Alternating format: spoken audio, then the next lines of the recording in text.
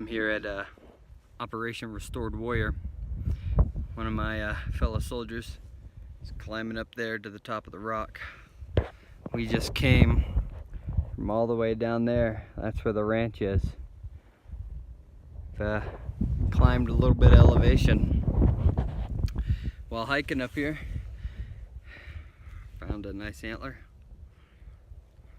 a couple bones, and having a great time. Just some great fellowship, fellow brothers with similar life experiences, and really great opportunity for some rest and some restoration of the heart, kind of redirect some thinking.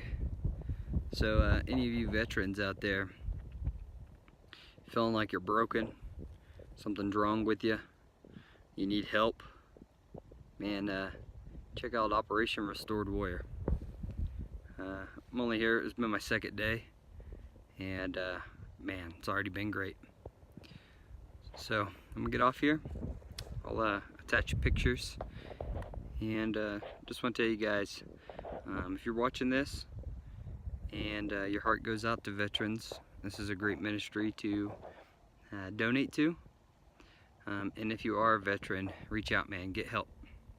Get help before it's too late. Thanks for watching, guys. God bless.